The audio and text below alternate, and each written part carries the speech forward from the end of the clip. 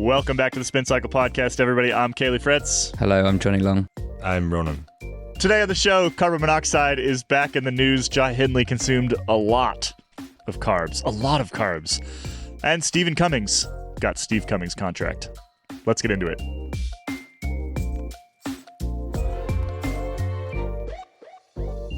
All right. Let's get into today's show. So we're going to kick off the show with something I guess it's pretty serious. So those who have been listening for a long time, following us for a long time, will remember the story that we broke in the middle of the Tour de France this summer about carbon monoxide and its use within the pro peloton. As a very brief reminder of that, one legitimate use of carbon monoxide in the pro peloton, which is you could use it to test blood volume.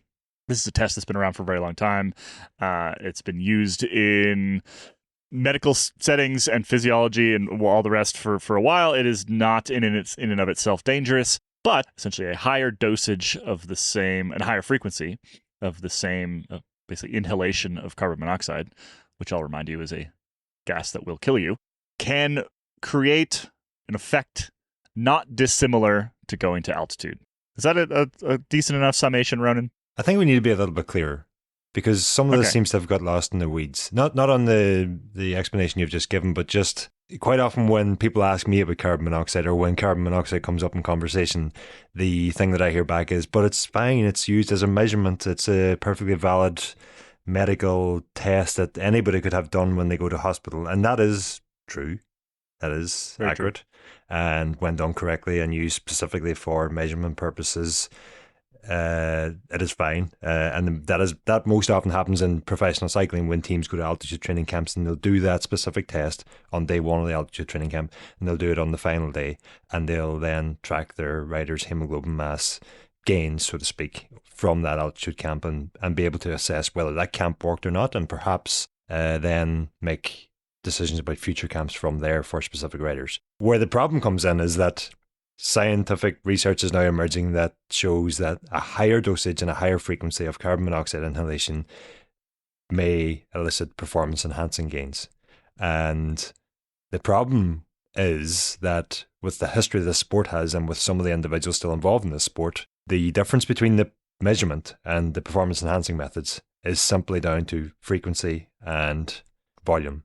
And with that, you have plausible deniability. Should anyone ever be caught with canisters of carbon monoxide in their car, they could just say, I'm going to altitude and I'm going to do a test at the beginning and the end. You do need a heck of a lot more of equipment to do the test and that. You can't just do this test yourself at home. Yeah, you don't just fill a room with carbon monoxide. That's not good. That's a bad way to do it. Yep. So, with some of the things that pro cyclists and pro cycling teams have tried in the past, the fact that currently carbon monoxide is neither a banned substance, which would be very difficult to ban because it is kind of everywhere these days, nor a prohibited method, is where the difficulties lie for WADA, for the UCI, and for pro cycling at the moment. So the reason why we bring this up is not just out of the blue. There's some small updates here that we just wanted to pass along. So the first one is that the MPCC, the Movement for Credible Cycling, which seems to be sort of a slowly shrinking group that's mostly down to just some French teams these days. I think EF and some other ones are still in there, but they have been losing teams over the years, mostly, to be honest, because they take this very sort of hardline stand against pretty much anything that could be performance enhancing, right? So they're anti-ketone. They're things that teams are using pretty regularly that aren't banned. Also, aren't always definitely performance enhancers. Like there's a lot of debate about ketones, and aren't always and like there's potentially not performance enhancing, right? Anyway, the MPCC came out in the last couple of weeks and said that they do not agree with the use of carbon monoxide and kind of called on the powers that be to do something about it. And the other person that came out, I shouldn't say came out about this, he was asked about it, was Romain Bardet, who had sort of similar things to say, which is that, well, can I read the quote from him? Because the quote is just... I mean, if you can explain it, that would also help. It's very deep. Only French riders can speak like this. No. Only Romain Bardet fantastic. and Guillaume Martin, who are trying to outdo each other with phrases or quotes like this. This gives me like it feels like you're reading quotes from somebody involved in the French Revolution. Yeah, You know? or the American Declaration of Independence. Yes, kind of that era. Anyway, let me read the quote. So the quote from Romain Bardet: "It is the intimate conviction of each person to place the threshold of what seems ethical fair in the absolute and desperate search for the final result in relation to their values." Which is another way of saying, It's like, good stuff. don't be doing shady shit. That's good stuff. Yeah. So basically, what he was saying that he has no proof that anybody is using carbon monoxide, but he has certainly seen the story, probably read our story. We know that he reads Escape, and that he absolutely sort of doesn't trust humanity at large, and that people need to draw the line for themselves. I think it's an interesting sort of return to this storyline, because what we part of the reason we wrote the story over the summer was to try to push things out into the open, right? And then at least have the conversation within the sport.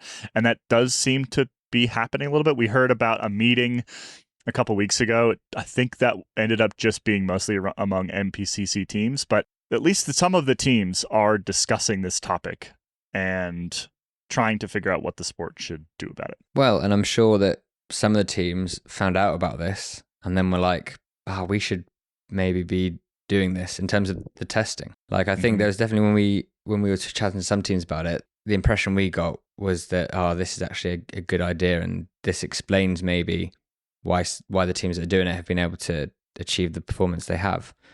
I mean, Ronan, how much have you've constantly been sort of chipping away at this topic, this subject? Is there any new things that you can share with us that you've heard, or any sort of changes in how people are discussing it? Probably nothing that I can share at the moment publicly.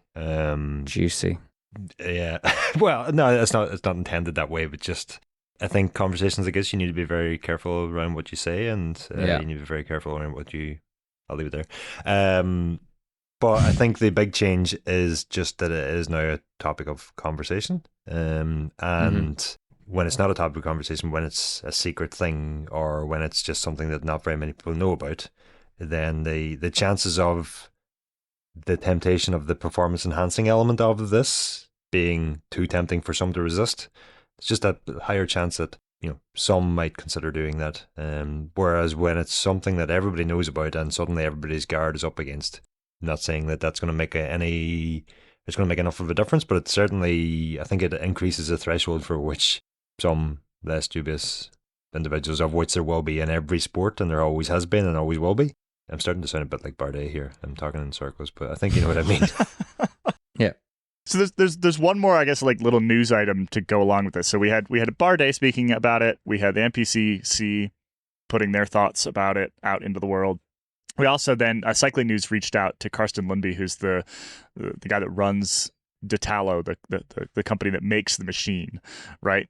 And we should in for fairness sake mention the fact that he still very much stands by the machine he's got and the measurement technique that is being used, right? It is as you said at the start, Ronan, it's a commonly used measurement technique. If used properly, it is nothing dangerous.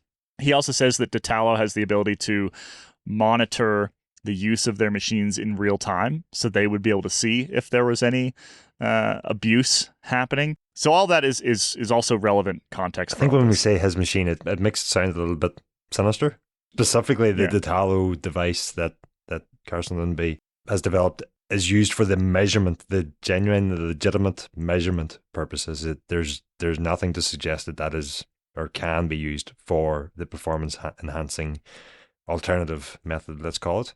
And as you said, and as we reported in July, the Detallo device live tracks how it's being used.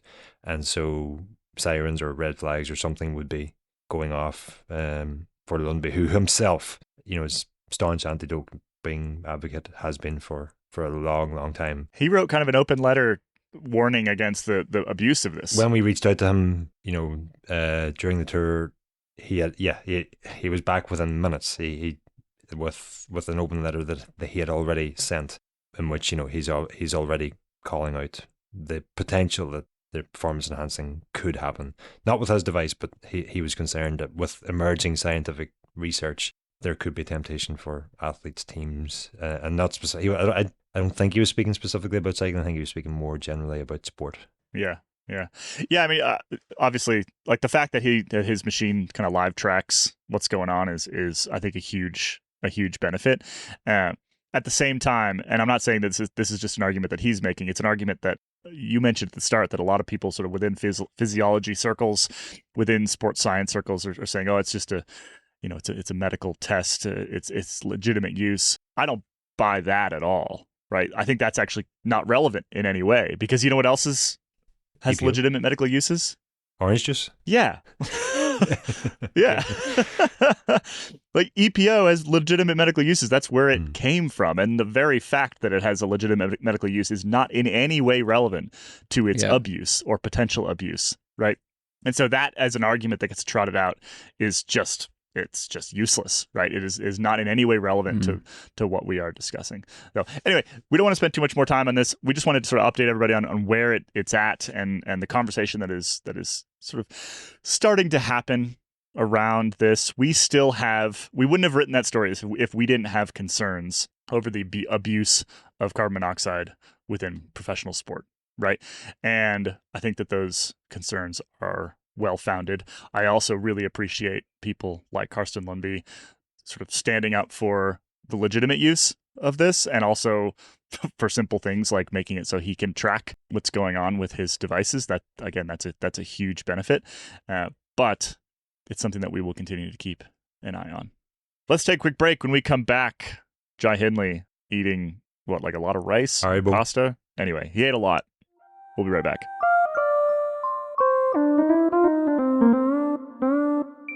Welcome back, everybody. All right, let's talk Red Bull. So I think when Red Bull showed up, when they sort of came on with Hansgrohe, Bora Hansgrohe, we all just sort of assumed that team would be flush with cash. Johnny, that's not really the case, right? Not yet, indeed. There was a report from Jim Cotton and Velo, a report he interviewed Dan Lorang, who's the head of performance over there, who explained that Red Bull didn't actually give any financial support to Red Bull Bora Hansgrohe for this 2024 season, or at least not in any substantial way. It was just the start of the partnership. Red Bull had bought 51% of the team, if we remember, at the very start of the year. So that comes as a bit of a surprise. You assume when the jerseys get completely redone and there's the names across it, that includes a significant financial investment, like with Decathlon and AG2R Le Mondial. So maybe it comes out at the end of the season after the team didn't exactly live up to what they were promising. Dan Lorang in the interview admits that they did want to win the Tour with Primož Roglic, but that maybe that didn't happen. They did win the Vuelta, and then secondly, there's what's his name, Tim Podliger. I like you, Kaylee. Every time I read the name, it scrambles your brain. But he was saying that they were severely limited last season in terms of nutrition performance. They didn't have the systems in place to compete with UAE Team Emirates Visma Lease Bike, but that now the investments have changed that. 2025 will now be the year where they level up and challenge the super teams, supposedly. Okay, so that's like two stories that tie in, but let's focus first on this money thing. And Lorang's words, which were to actually pull the quote out. It was, last year, Red Bull was on the jersey, but not much more. But over winter, we're really becoming Red Bull in structure and resources, which includes, access to their performance center, the sort of sharing of resources amongst the various Red Bull sporting teams, like the Formula One team, which is sort of similar to what INEOS supposedly try and do.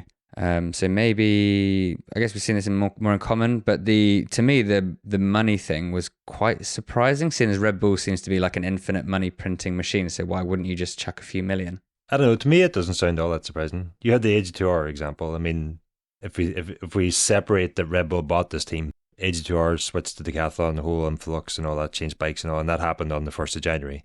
And there's a distinct there from last year's sponsors and all that to this year's. Slightly different with Red Bull, but they did come in beginning of the season, but still mid-season. And so, all the structures, all the plans, everything would have been in place.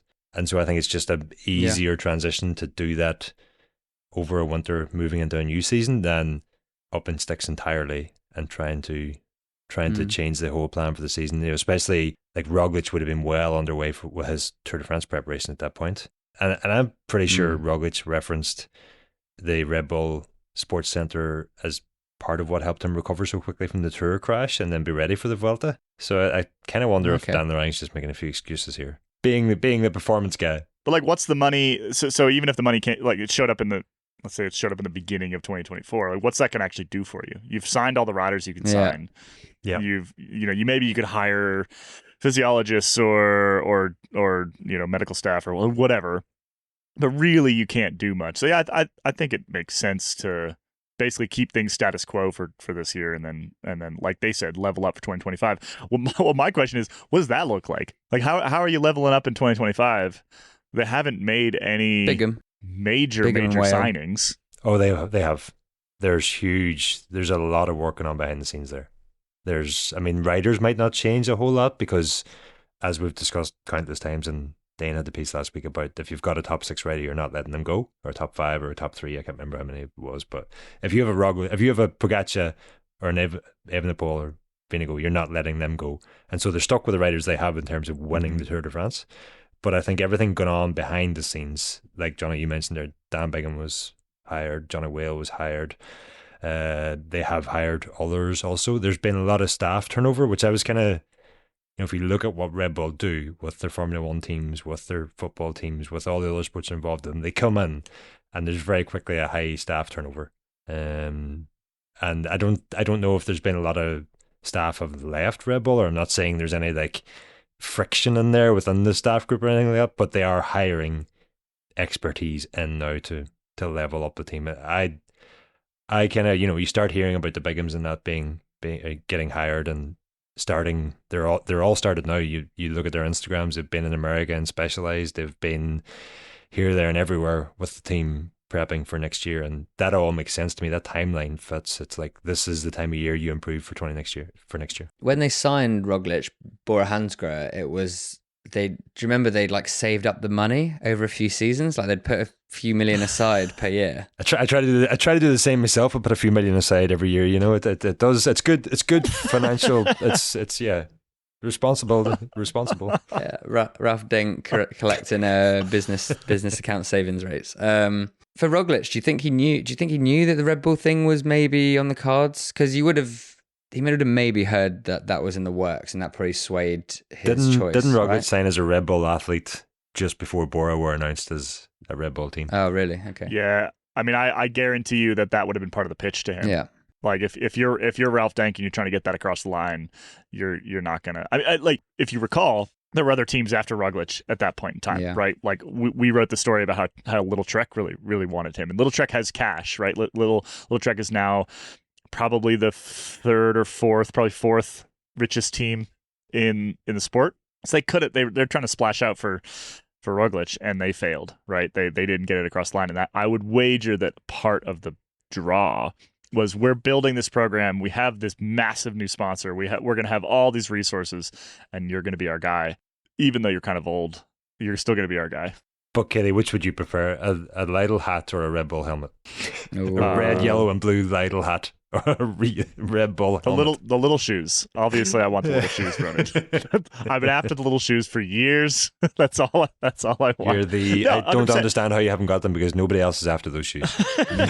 No, that's exactly what I mean, though. Like if you're given that choice, and no disrespect to Little Trek, but like they're not, Little itself brings money, but they don't bring what Red Bull brings. Which brings me back to what you were saying, Ronan. So like I said, they cannot do much in the rider market. They can't sign somebody else who's suddenly going to be able to win the Tour de France. So that's more what I meant in terms of like, well, what are they going to do about 2025? Because you can add a hell of a lot of marginal gains on top of their current riders. They're still not winning the Tour next year, right? They are not winning the Tour next year unless multiple other riders fall down or get sick or whatever, right? But to your point, like Dan Bigham, Johnny Whale going over there, we were talking before we hit record today that we sort of have this theory that guys like that are now the most important people in these teams, or among the most important people in these teams. They're more important than director sportifs. more important, I would say, than sort of like the nutritionist physiologist types, right? Because like no one is finding massive gains in training right now, right? Like training hasn't changed that much in recent years. But if you can find 30 watts of efficiency elsewhere, or whatever, Bingham and Whale have been tasked with doing, it's massive. It's absolutely massive. And interesting to me is that they're becoming sort of public people, right? Yeah. Like they're not just behind the scenes. They're not just sitting behind the scenes as sort of quiet, just do their work, figure out how to make the team faster. They're on podcasts like ours. They're all over the place. They have tens of thousands of followers on Instagram. Like they're the new backroom superstars of the World Tour. Why do you think that is? Like Ronan, like you had Podliger on the Performance Process podcast. Do you think Podliger, we've had Bingham and we've had Johnny Whale. The three people we've spoke about on this today. It's a self-fulfilling thing. But do you think that's so it's Ronan's fault? It's Ronan's part of the problem, yeah. But do you think it's a desire to, because these are science guys, right? They're all about sort of trying to explain like that it's not just all potions and magic. It's like there's rigor that goes into this thing. Is it about trying to explain and communicate that to the general audience or someone else? I mean, you would need to ask them what their motivations are for joining podcasts. I'm always kind of surprised by it, if I'm honest, and especially with the frequency with which they are on podcasts. If you compare that to like writers and stuff, it's damn near impossible to get. If I have requested Remco Evenepoel on the podcast and just basically didn't even get a reply. Yeah. Which I mean is understandable, but it's a contrast that is interesting. I mean, he's done like one podcast ever, right? He jumped on with Lantern Rouge 3 and did like 2.5 hours. Greedy. And then that was it. Yeah. No, he did Geraint Thomas's as well, so that's 2. Yeah. Wow. Geraint Thomas's doesn't count. That's like doing Lance's. Like, Oh, that's dead off. Wow. I just mean that if, like a fellow you're not going to, there's no potential to get in there's interesting zero question. Potential to get in trouble. Yeah. Not interesting, but I mean interesting in terms of like something that you don't want to, tough. Tough's a better word. Yeah. What I do think though is that these people, and this is the reason they're so good at these jobs, is that they're so passionate about what it is they're experts in. That's how they got there in the first place. They're not in a profession because they just happened to choose nutrition coming out of secondary school and studied it at university, and now they're like, oh well, this is my job. They're like Podliger was like a damn good writer himself, and he came on the podcast and was just passionate about the topic we were talking about, which was we hear a lot about taking in a lot of carbohydrates to improve your performance, and how exactly does that work? And Bingham, I mean, I don't have to tell you he's a good writer, and Johnny Whale was a great writer as well. Like so, these people are both very, very knowledgeable, very, very smart, very open-minded about what the future of performance looks like, and then also highly motivated themselves to figure it out because they want to. They actually just wanted to go faster themselves as well, and it's that combination I think that just makes it, because every team has these roles, these positions, these people now. They're not all the same. Some are genuine leaders where they're going and finding performance in areas that others aren't even thinking about, and others are like, oh, they're doing ice bath now. Maybe we should be doing ice baths, or they're measuring hemoglobin mass with a carbon monoxide rebreather. Maybe we should be doing that. There are people who figure out areas that they should be looking in to find performance, and there are others who follow. And if you're a follower, you're never going to be a leader. Yeah. Name names. Come on, people under the bus.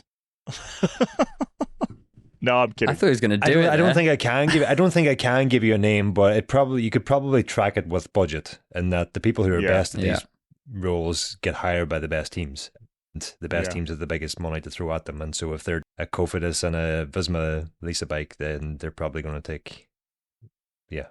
Well, so that document that we received that was specifically related to budget caps within the World Tour, which is being explored by the UCI. We mentioned that in a couple shows ago.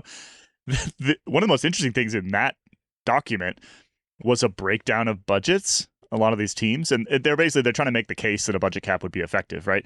And the fact that the bottom teams are spending $100,000 a year in equipment, and the top teams are spending $4 million, right? Like, that's not buying $4 million worth of bikes.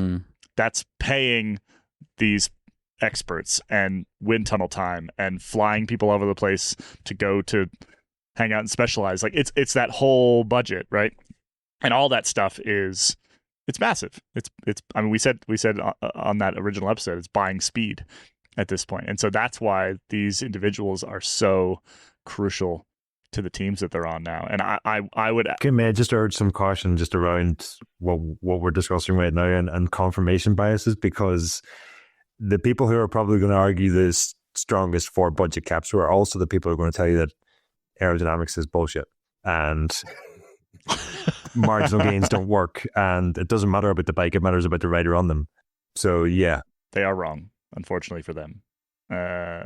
No, like two separate issues here, right? Like I'm not saying this is an argument for or against budget caps, but just in that document that we received, which I think was put together. Yeah, you're not arguing that point. I'm just saying that those who will. No. I just found that document fascinating and that budget breakdown fascinating, and you can basically take the World Tour, and there's a pretty good correlation between budget and finishing place within the World Tour rankings, right? It's not perfect. Like Astana probably has a bit. Well, I don't actually know if Astana has more money because they've a couple different times have been unable to pay people, so maybe not. I think they've got. Anyway, they've got all right money now with the. Yeah, but if you look at that list, it roughly correlates. More money, more results. That's both from buying better riders and also from everything else we're talking about. But my point here is that what we've been talking about, the sort of what Red Bull is trying to do, sounds like for 2025 is a bigger portion of that formula than it was and has ever been, right? And I think every single year it becomes a bigger portion. I think the examples you're looking for are the teams who got relegated from the World Tour last time around, who will have had bigger budgets and spent more money than your Cofidis and your RKs and that, who were promoted into the World Tour. So what would be interesting to me is not how much money they have, which is, that is interesting. But what would be, I think, more interesting is like how it's spent. You can have a lot of money and waste it, or you can have a decent amount of money and use it very wisely. Because I think Visma caught up with INEOS while they had a smaller budget. They may well now be above INEOS, but they caught and passed INEOS with less money, I think. Yeah. The final thing from the Podliger interview was talking about when he helped Jai Hindley win the Giro in 2022 and did it basically kind of via nutrition, which is quite fun, and sort of came before we reached like peak nutrition discussion, right? So Podliger looked as for inspiration, I guess, from Chris Froome's 2018 80-kilometer Giro d'Italia solo victory, and then did the calculations, saw what was needed when Jai was hunting down that pink jersey, and managed to get on that stage 20 when he won the Giro. He managed to get he calculated it was 21 grams of carbs per kilogram of body weight. So he managed to get 1.3 kilograms of carbohydrates inside Jai Hindley on that stage. I don't know about the sums and carbs and all this stuff, but that's a lot, right? It's a lot. That's a lot. He sure was stage 20. He won it right at the end, didn't he? When he dropped Carapaz. Yeah. No, the reason I'm asking that question is because just as you were speaking there, I've quickly looked up the results, and that was a stage that was just short of 5 hours. It was 4 hours and 46 minutes. I know, it's stage 20, and I've just looked at the interview, yeah. So that's over 260 grams of carbohydrates per hour, which I'm going to say is not right. I mean, everything you were saying up until that point just made so much sense to me. Like, I don't want to go into this, but I'll mention it anyway because I think it is relevant. Like, what I had done for the Everesting was crack this idea, was like nutrition. As I said to Matt Leaf when he was doing his Everesting, Everesting is not a cycling challenge, it's an eating competition on wheels. And I had done 140 grams of carbohydrates per hour for a kilo of carbohydrate total intake over a 7-hour event. And so Jai Hindley has done more than that in a 2.5 hour shorter event. As a lighter human being that he would be also, I'm not questioning that. I'm just wondering, is there numbers maybe auto-translated incorrectly or something? Maybe. Is it possible that he's talking about like before and after the race as well or something? Yeah. I don't know. I'm just reading. I'm reading from an auto-translated interview from a Slovenian website. So don't let that ruin your enjoyment of what we've just. I mean, I think that the overarching theme here, whether it's 240 or 260 or 140 or 160 per hour, is that, and I think this is the interesting part to me, is that they were looking to Chris Froome for inspiration, right? If anybody listened to any of our INEOS podcasts over the last week, you will have heard us say that INEOS or Sky had this big advantage, right? That they were the first to do a number of very important things. Altitude early on in the sort of 2010s. And then sounds like some of this high carb racing. If you look at Chris Froome and was Giro 2018, right? If Chris Froome was using this sort of high carb technique in 2018, and it sounds like that is the case, then that would go a long way to explaining like that particular ride, right? It also would explain why Sky still had an advantage in 2018 over much of the rest of the peloton. And as we were talking about specifically in the podcast that went up on Monday with Chris Marshall-Bell, that advantage, I think you could basically point to kind of 2018, 2019 is when it started to like fully erode. And so for me, it's just an interesting kind of another bit of evidence of this team that was once super dominant. And now we've got, Jai Hindley and the rest jumping on the exact same techniques. And all of a sudden that advantage starts to erode. It was also that Podliger had never met Jai Hindley in his life and was doing all of this remotely, which is quite amazing, really, to think how far things have come. We should chat with Jai about it because it'd be interesting to get his perspective on like this dude on the internet is telling you to guy eat. And we have already established we cannot trust what Jai Hindley tells us, because having been asked if he fuels some of his training rides on Cocoa Pops, which is another thing that Podliger had told him. Well, no, sorry, Podliger didn't tell me that. I better not get him in hot water there. Somebody told me that Jai Hindley eats Cocoa Pops, and when I asked him if he eats Cocoa Pops, he flat out denied it. Which But he does. I have never sat outside his window and watched what he eats for breakfast. I promise. I have not done that. I really have not done that. But I believe he does eat Cocoa Pops. So, what I was just going to say is, we're going to break this one wide open this year. We're gonna break out the long lens. We'll do their bins in the morning after they leave the Tour de France hotel for Cocoa Pops. What I was going to say was maybe he did have 260 grams of carbs per hour, and that is just like that would further emphasize the point here. In that, first of all, I can't imagine someone of his size could actually ingest that much without getting ill within a 5-hour period.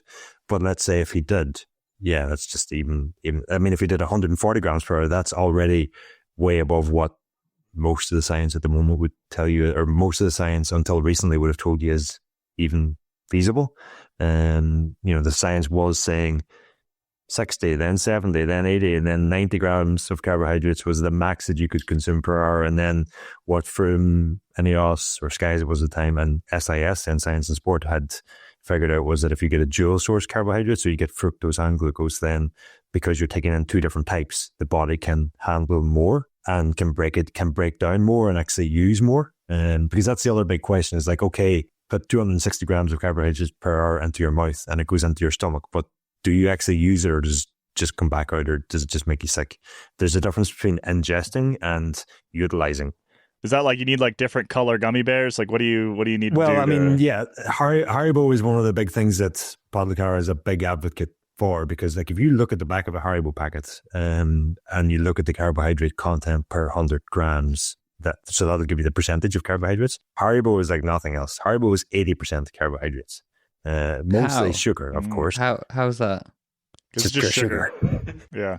Peter Sagan was ahead of his time. Do you guys remember when Peter Sagan used to come across the line at classics and just down an entire bag of Haribo? And people were talking about the microscopic amounts of spirulina that may or may not be in Haribo as a reason for aiding his recovery. Now, it's just sugar, it was just carbohydrates. So it was like, but yeah, like Podliger, he has his riders eat a lot of Haribo. And that's just another way, another easy way to get the carbs in. We should say European Haribo. American Haribo is just high fructose corn syrup and is not as effective. It's a different makeup. And we should also say that the best nutrition for high performance is not necessarily the best nutrition for your health or your teeth. Yes. No teeth would This make turned you into like- lighter though, and faster. I'm about to find out what it's like to have 4 teeth less. So Oh, really? yeah, I'll weigh them when they come out and I'll let you know. Which ones? Which ones are we talking? All my wisdom teeth, so expect this podcast to go downhill greatly. Ah, There'll be no You there'll be and no Remco wisdom. Evenepoel. There'll be no wisdom left of me. Remco had his out last week, so just another thing you have in common, Ronan. This show turned into like a little mini performance process. I know, my So brain hurts now. I'm kind of I'm kind of enjoying it. The last thing I had to say about this is I want to ask Jai Hindley what it was like to have this random dude on the internet, which, not random dude, coach guy, but guy you've never met, telling you to eat that much. Mm. And your trust in that person to do it on like the biggest day of your career, Yeah.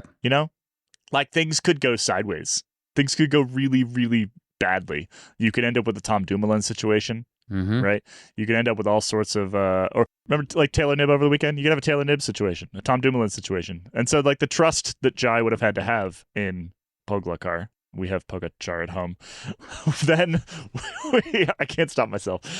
Yeah, it's like, it's significant.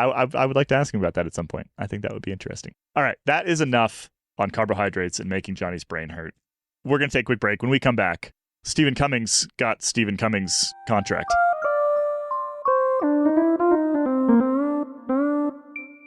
Welcome back, everybody. All right, we're in the bit of the show now where we run through some news, but we wanted to start off with a story. Who wants to tell this story? Johnny, you're actually going to speak with this individual later today for I think a story on the website, actually written story on the website. So why don't you just tell us what happened here? Yeah, I'm speaking to Steve Cummings this evening. Very exciting. Not Steve Cummings, formerly of INEOS Grenadiers, but Steve Cummings Stephen almost Cummings. up on the escort. Yeah, almost of BMC. Of BMC. BMC. Stephen Cummings of Pittsburgh, USA. Pittsburgh, Pennsylvania? Yeah. Yep. Nailed it. Beautiful former steel town, hence the Steelers, Go Russie. Yes, he was a Cat 1, I think, Cat 1 racer. And Yeah, sounds like it. clearly his email address was in circulation somewhere, such to the extent that when INEOS Steve Cummings was being signed by BMC Racing back in the day in 2011, Pittsburgh Stephen Cummings was accidentally sent his contract, his professional contract with all of the details of absolutely everything. So once this email had landed in the inbox, Pittsburgh Stephen Cummings then successfully, over the course of only about 2 or 3 back and forths, convinced them that obviously he would just delete the email and forget it happened, but only if they remembered that he was a Cat 1 racer and they kept an eye on his results, just in case things took an upturn. And he negotiated for what I'm pretty sure is much less than what INEOS Steve Cummings negotiated for himself in that contract. Pittsburgh Stephen Cummings negotiated himself a pair of BMC socks, which are now a collector's item. So it might be like if you one day, if you like in 2011, if you got a Bitcoin, everyone's just damn, if only I'd got a pair of BMC socks in 2011. I'd be sorted. I love this story. It's so good. How did you brought it back up, Kaylee? How did you remember it? Well, so I had never heard the story before, and then a friend of mine here in Durango grew up in Pittsburgh, and Pittsburgh Stephen Cummings was like, I think a bit of a riding mentor of his. Like they did the group rides together and things like that. Yeah. So anyway, my friend here reminded me of this story. Yeah, I think he texted me about it the other day when Steve Cummings was when INEOS Steve Cummings was back in the news. And it turns out there's Pittsburgh Steve Cummings has a blog and had blogged about this in October of 2011. I find it hilarious because, as I've said to you a few times, Kelly, no matter what place you search for the weather forecast of, so if I'm searching for anywhere locally or anywhere in Europe, there will be in a place in America with the same name, and usually multiple places with the same name. So it's comforting to know that no matter which cyclist you search for in Europe, there's also a cyclist in America with the same name.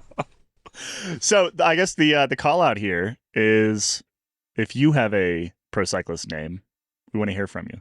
Send us an email, editor@escapecollective.com, or drop into Discord or whatever. We want to hear your pro cyclist names. Or if you've been mistaken for being a pro cyclist. If there's a funny story behind that, I might just plug another episode of Performance Process because I recently spoke to Sync Ergonomics and John Pittman, who's the head of aerodynamics for the South Australia Institute of Sport, if I'm remembering his title correctly. But anyway, long story short, him and I were at the launch of the Factor track bike in Adelaide in January, and Riley Sheehan's father mistook him for being me. Did so for a long time, apparently. Wow. Don't know how that happened, but John told me this story before we started doing. Clark is a bike racing legend in and of himself, actually, in the American scene, and therefore no surprise that Riley is quite a good bike racer. All right, that's all we had. We just thought it was a fun story. Let's get into the rest of our news here. Why are Mark Cavendish and Chris Froome on a yacht?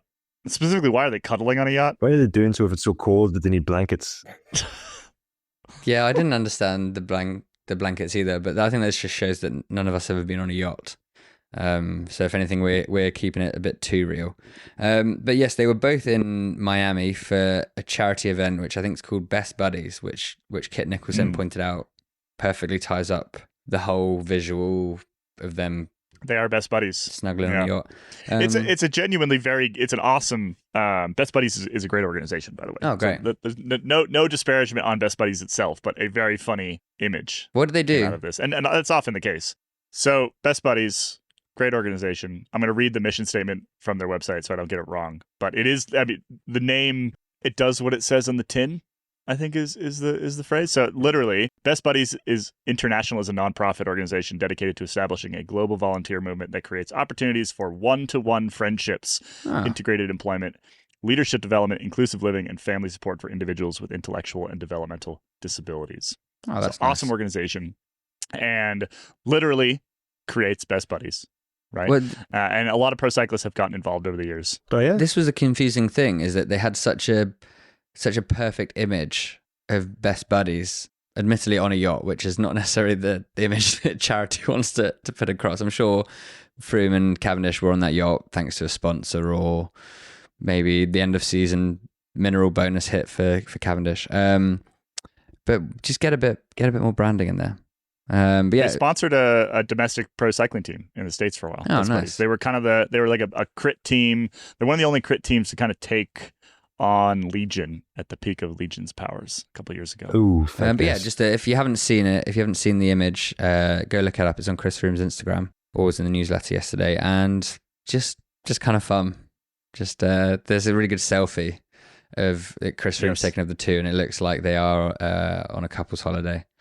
It's just nice, just nice off-season stuff. That's the levity. Love it. Back from the couple of fun items, one final sort of proper and easy item to possibly close up with. Trinity Racing has shut down, which was one of only two, now leaving only one British Continental, UCI Continental team, which is the Cornish St. Piran. Trinity Racing was more known for being the sort of stepping stone for riders like Tom Pidcock, Ben Healy, plenty of others that have come through those ranks. Christopher Blevins here. Yeah.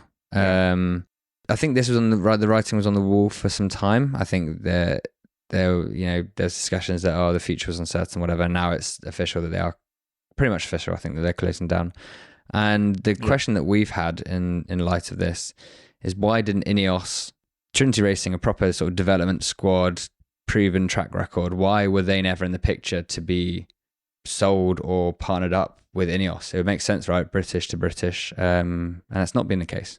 I think as we're about to discuss it, it's at least partially not just a rider development squad, but it's also a business development squad, if I can put it that way. Well, explain that a bit. So for those who aren't aware, Trinity Cycling Team is owned and run by Trinity Sports Management, Andrew McQuaid's rider agent company.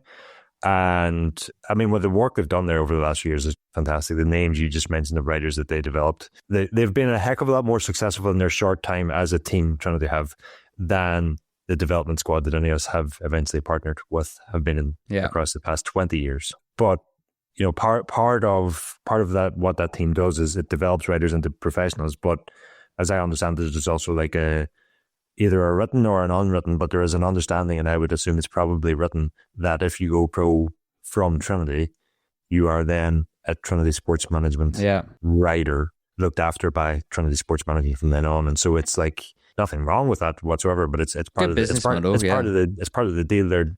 Yeah. It's not just the team developing writers, but it's also Trinity Sports Management developing writers. Yeah. Right. Can I use an analogy? Yeah. Go for it. So if we think about a farm, right? And you're growing little cyclists. Maybe they look like carrots or something. They're like growing out of the ground, right? And so a development team for a professional cycling team. So like if INEOS had a development team, or any of the teams that do have development teams, they have their own gardens, right? And they're growing their own vegetables, and they're trying to grow the biggest pumpkin they've ever grown, or whatever they're growing. And if they grow that big pumpkin, that's their pumpkin, and they get to keep it. And the sort of difference here is that Trinity is its own sort of separate garden, and they're planning on selling those vegetables at the farmer's market, right?